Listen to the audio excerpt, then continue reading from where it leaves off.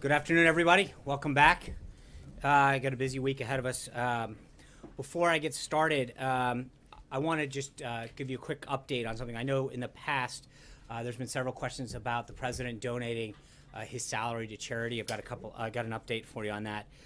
To that end, the president has spoken with counsel and made the decision to donate his first quarter salary in total to a government entity. And he has chosen this quarter to donate it to the National Park Service.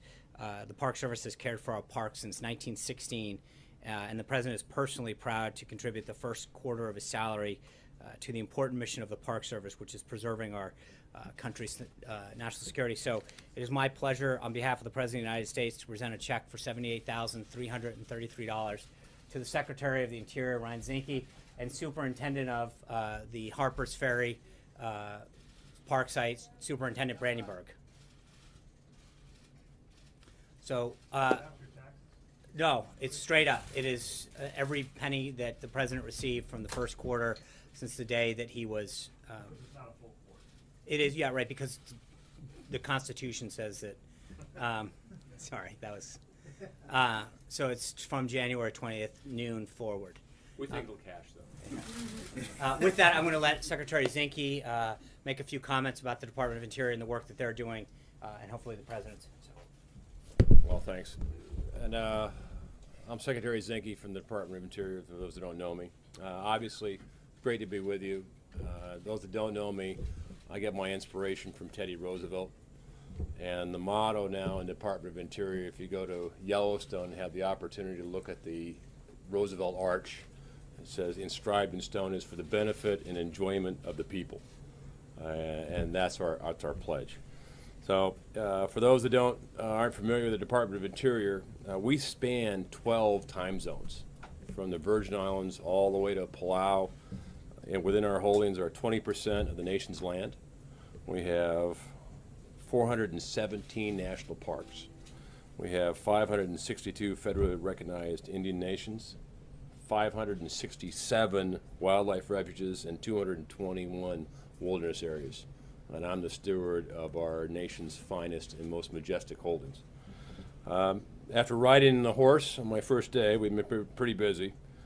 Just on public lands alone, I've signed directives on the first day to expand public access. Important if you're in the West, especially in the far West, as Montana is. We made sure we increased opportunities for traditional hunting, fishing, and conservation efforts, and we've invested millions across 12 states on preserving our conservation efforts there. On energy, that was much of last week was spent on energy.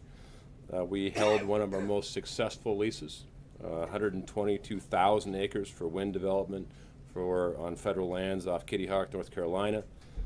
We also stopped the war on coal by continuing the coal leasing program, and I established an oversight committee to review and analyze across the board rents, royalties on our federal lands, with the objective of, number one, being transparent, number two, being Reagan, trust but verify, and number three, making sure the taxpayers that own the public lands are getting fair value. On the management side, we have unfortunately uncovered a lot of internal controls that weren't there. There's been in the news several incidences of sexual harassment and a culture of discrimination.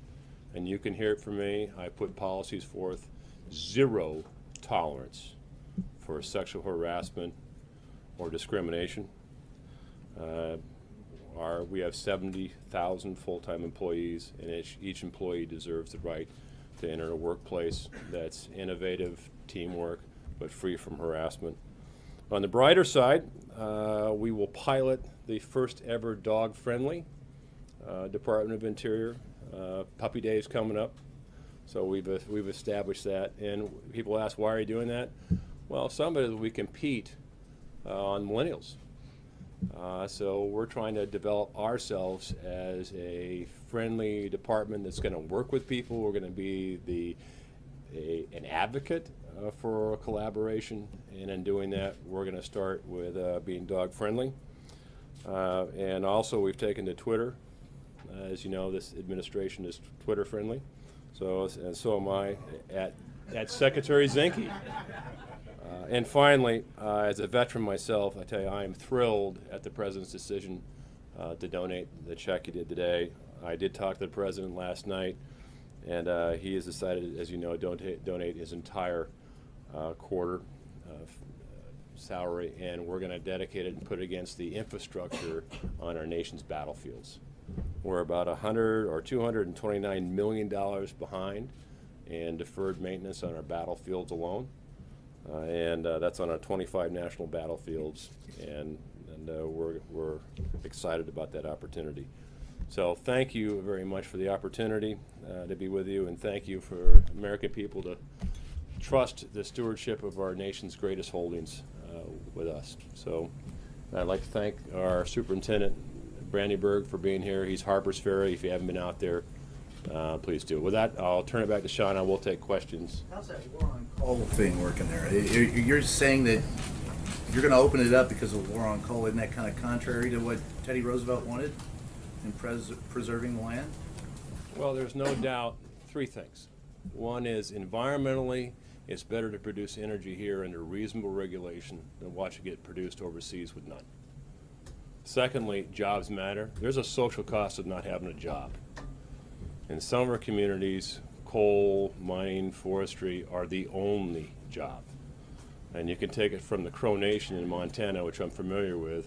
Like Chairman O'Coyote, the chairman, once said, is it a war on coal is a war on the Crow Nation, and coal jobs are the only jobs. And lastly, national security. It is, from a SEAL perspective, it is better to make sure we're not held hostage on our energy needs in this country. And like you, I don't want my kids, sons and daughters, to have to fight for war over energy resources we have here. So national security is critical in our energy picture. And look, the world is safer when America is stronger. And America is stronger as not being dependent on foreign sources for energy. We can do it here right, and we will. I'm the steward, and certainly we're not going to sell or transfer public land. And I don't pick winners and losers. So coal isn't getting any more of a better deal than anything else. We'll let the market play, but I want to make sure that what we do is cost effective and it produces reliable, abundant, and affordable energy. But I think to the point, are you going to return the land to its original pristine value? I'm a Boy Scout. I'm a Boy Scout. So I was taught long ago that when you leave a campground, you leave it in the same or better condition you found it. And that's why we're looking at royalties and make sure we have a reclamation program that makes sense. All of us want clean air, clean water, and I'm concerned, as well as you are, to make sure what we're doing is in the best interest of the public in perpetuity. So last question, ma'am. Yeah, have you thought about redesignating the Gold Butte Monument in Nevada? We are looking at everything across the board. When I came in, there was a lot of talk about different monuments in different places, and I've talked to the senators. And so everything is on the board, looking at it. No monument in specific, but looking at the process, look at the law, making sure that the monuments follow the law on there. And at the end of the day, it's important that we operate collaboratively. If you're outside of Washington, D.C., there's a lot of anger out there. And I want the Department of Interior, our rangers and land managers, to be first viewed as rangers and land managers, not law enforcement. I don't want to be us to be heavy-handed. And I want us to work with local communities, because that's where we're embedded. Our rangers, you know, they have children. They play soccer, they coach, they do all those things. I want to make sure the Department of Interior is the department that works with local communities, works with the states, and we want to be the YEP team. That means be an advocate rather than an adversary. So. Thank you, guys. Thanks, sir. Thanks. Thanks. We'll come back. Okay, I know it's already been a full first day back, but I want to run down a couple of quick things that happened over the weekend. We're fortunate to be championing many great causes during the month of April. that are near and dear to the White House. We released several proclamations on Friday that are all available at whitehouse.gov. This morning, specifically, the President proclaimed April 2nd through the 8th as National Crime Victims' Rights Week. On Saturday, the President declared a major disaster in the state of California as a result of severe winter storm flooding and mudslides in February. Federal assistance will be supplementing recovery efforts in the area moving forward. Also on Saturday, the Vice President traveled to Columbus, Ohio to discuss American jobs and the economy. He spoke with business leaders at Dynalab, an American-owned operated electronic manufacturing services company. The Vice President told the crowd that the actions that the President has already taken to create jobs in this country make it easier to do business, from taking a serious look at the regulatory process to ushering in a new era of American energy. With respect to today, the President, as you know, welcomed President al-Sisi of Egypt to the White House this morning.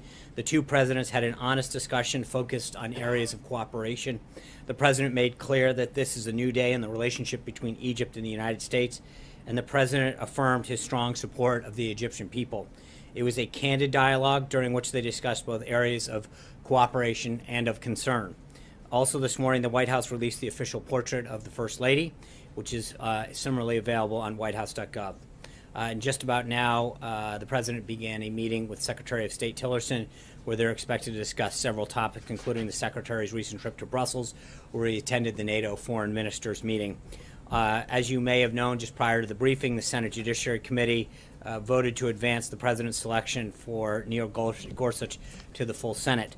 While the White House was pleased to that beyond the committee partisan vote, more Democrats have moved past partisan obstruction to acknowledge that Judge Gorsuch is simply qualified and deserving of being on the bench. But we're obviously disappointed that the overwhelming majority of them are still playing politics with the nation's highest court.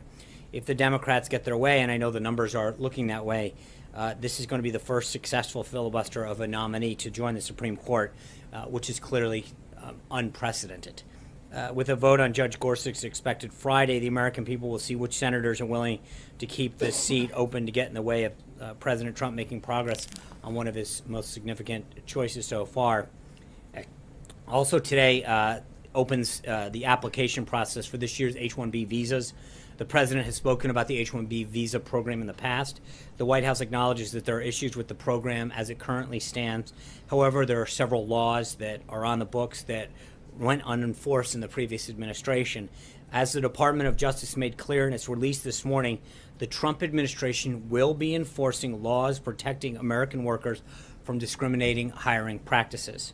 Looking ahead to the schedule for the rest of the week, the President will host a CEO town hall meeting on the business climate tomorrow morning, and then in the afternoon he will make remarks to the 2017 North America's Building Trades Union National Legislative Conference. On Wednesday, as I mentioned last week, he will host His Majesty King Abdullah II of Jordan. And on Thursday, after welcoming participants of the Wounded Warrior Project Soldier Ride, the President will depart for a visit with President Xi of China to Mar-a-Lago. The President has been briefed on the devastating flooding that has killed several hundred people in Colombia, and we are working closely with the governments of both Colombia and Peru to support efforts to address the extensive losses and damage caused by this natural disaster. The President has also been briefed on today's attack at the St. Petersburg metro. The United States condemns this reprehensible attack and act of violence. Our thoughts and prayers are with the injured and with the Russian people as we extend our deepest condolences to the loved ones who have been killed and injured. Attacks like these on ordinary citizens just going about their lives remind us that the world must work as one to combat violence in all forms.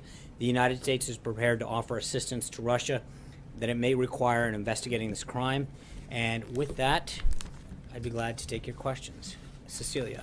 Thanks. A couple questions on the same topic. Jared Kushner's trip to Iraq today. Why is he there and not the Secretary of State today? What's the message that the President is sending by having Jared Kushner be the one to take this trip? I don't think it's not a binary choice. In this particular case, both Jared Kushner and Tom Bossert, the Assistant to the President for Homeland Security, are on the trip at the request and invitation of the Chairman of the Joint Chiefs of Staff, who was going there and believed it was an opportunity for both of them. It's ironically the first trip for both Mr. Kushner and Mr. Bossert. They're going to receive briefings and updates. with respect to what's going on the ground, our military involvement there, and our efforts to defeat ISIS. Jared's going to specifically express the commitment of the United States to the government of Iraq, meet with U.S. personnel engaged in the campaign, and Mr. Bossert will participate in meetings and briefings to reinforce the strong U.S.-Iraqi partnership to defeat ISIS. But it's not like this is a one-shot deal. In the course of conversation and extensive meetings, that invitation was extended and they took it up. His portfolio is jam-packed and has grown in recent weeks. Among the things that's our understanding that are in his portfolio, he is to broker Middle East peace and overhaul the federal government. Can he do all of these things? I think not to.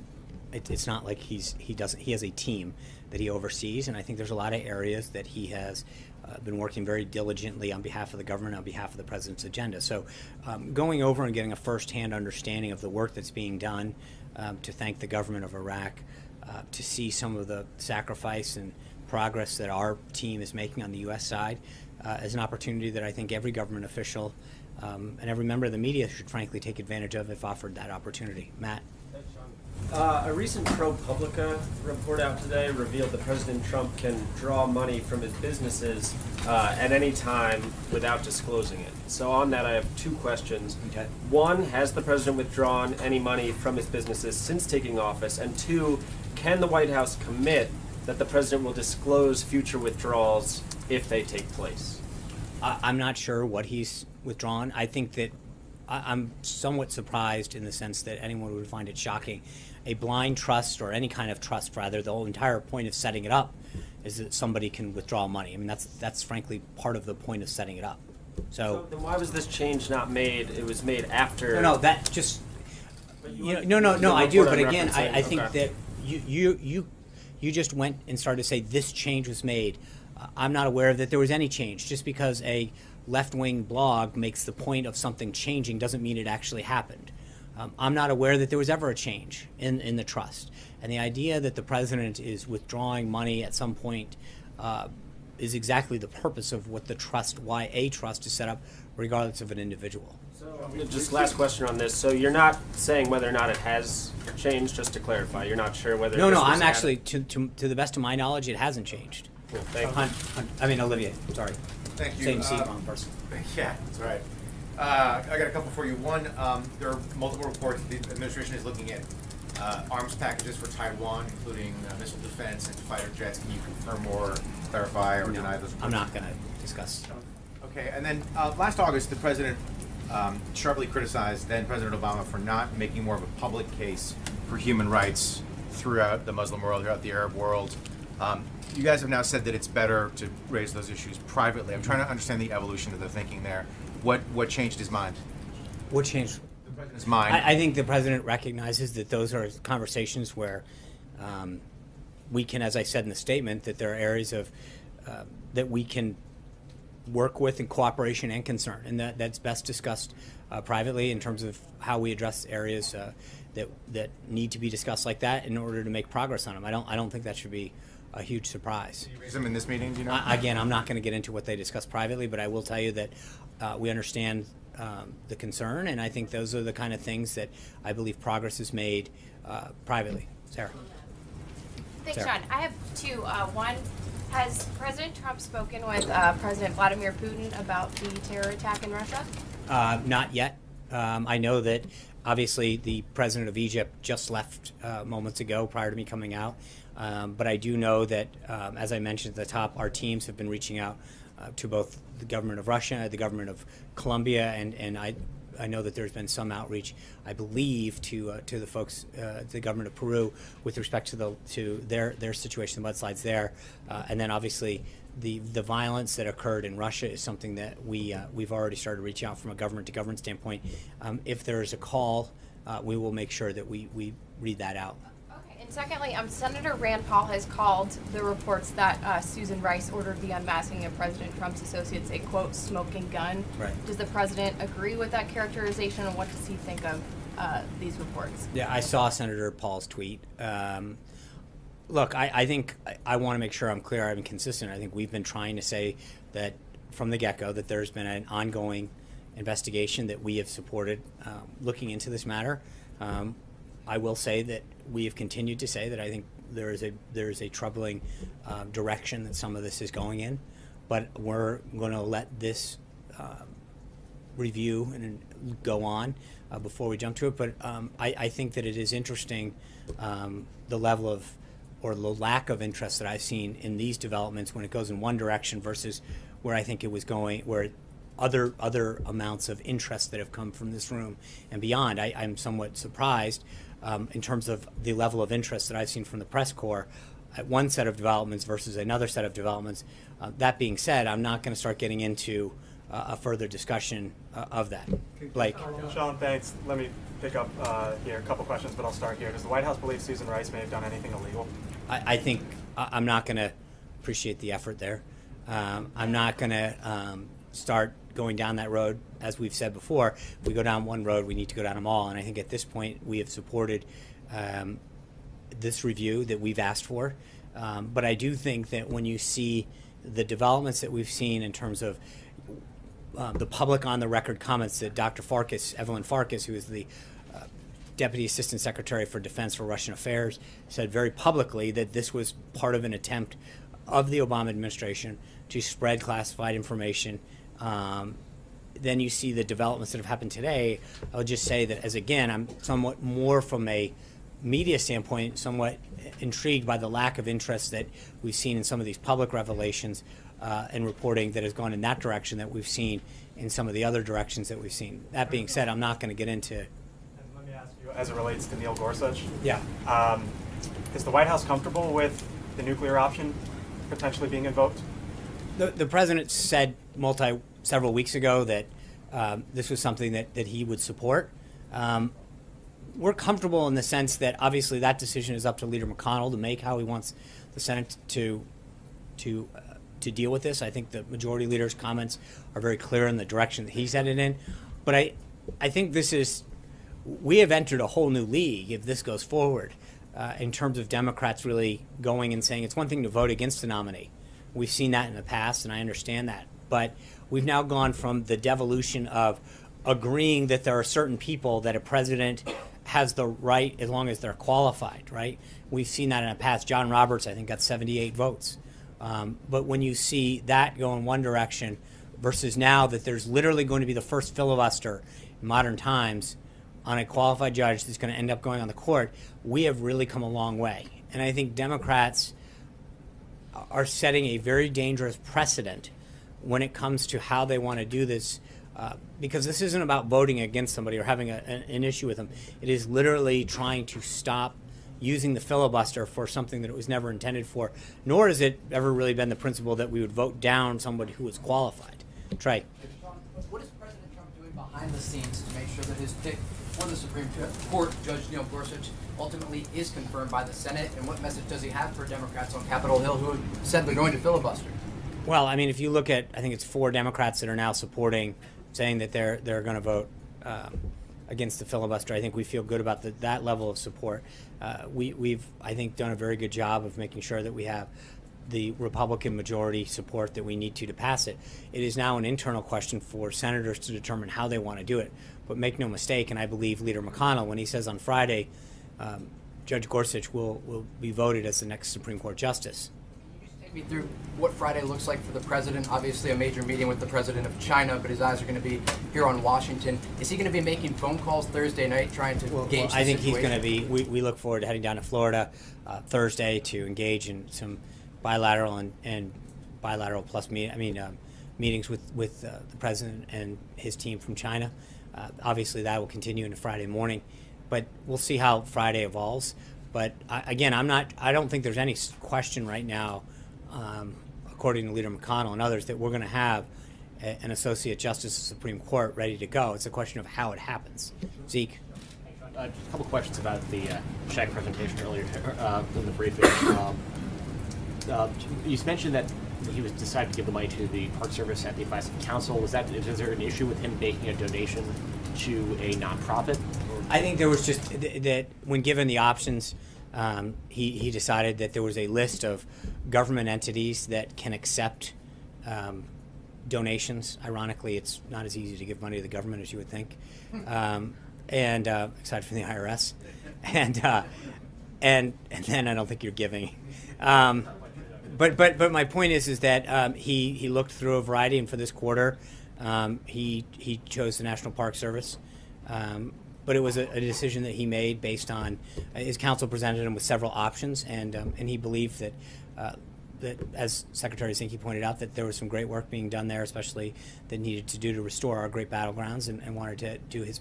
Speaking of giving money to the federal government, the president's been going to Mar-a-Lago again this weekend, has been facing calls from both officials in New York and in Florida, either to appropriate federal funds or request federal funds, which were not in the budget, for the additional security burdens that they have faced given his residences there and his travels to those places, or to reimburse those local governments out of his own pocket. Obviously, this is a president who is far wealthier than any president we've seen in modern times, and he has the capability to make that make those outlays. Is that something the president is considering, or has he decided to make those outlays to reimburse? Well, these I think there's a governments? few things. Number one, the request to go to Mar-a-Lago was something that the Chinese, that was negotiated with the Chinese, and so I think this is a very high-level visit that really has a huge impact on our both economic and national security. So, secondly, the president has an opportunity, as all presidents. President Bush traveled to Crawford. The President Obama went to Hawaii often.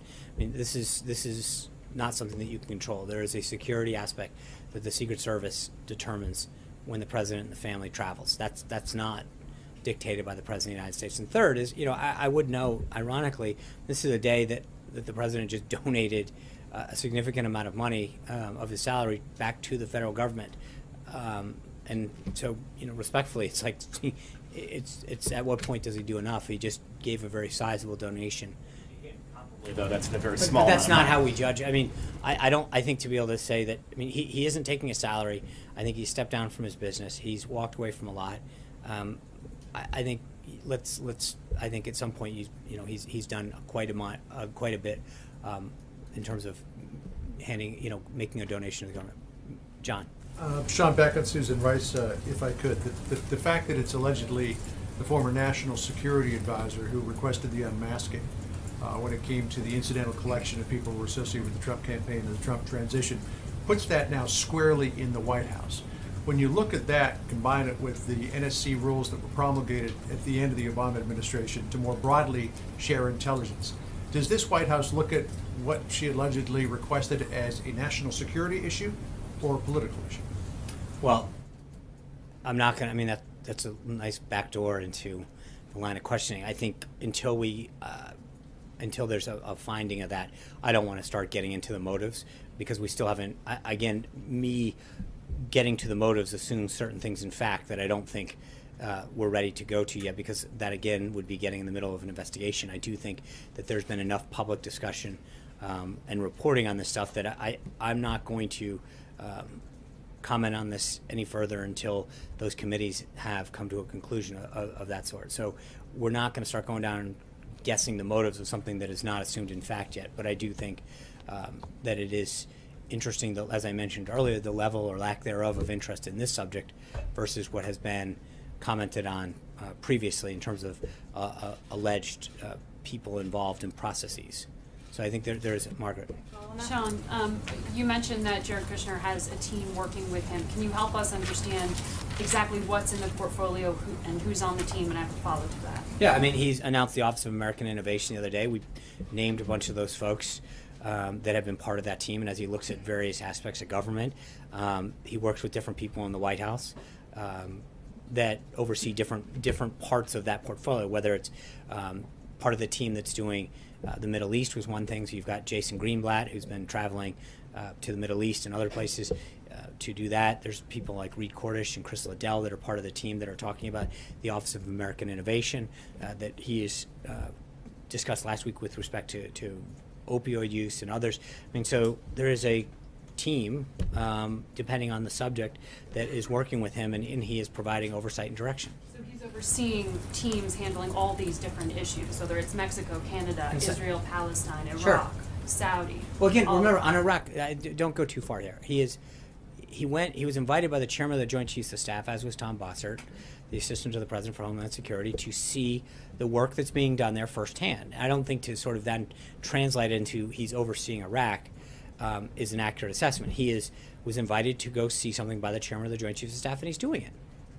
But my follow on that is, you know, I appreciate how he's in such a unique position and so trusted by the president. But there are people who could look at the situation and say, the White House isn't meant to be run as a family business. There are institutions with experienced diplomats who have years of decades of linguistic and experience on the ground. With respect to what?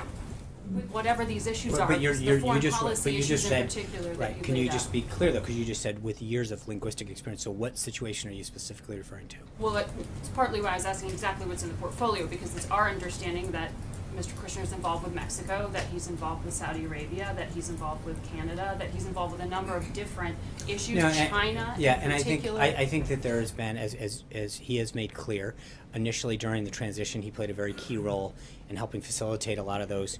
But now that the State Department's up and running, he has started to push a lot of those. But there's obviously people that are going to continue.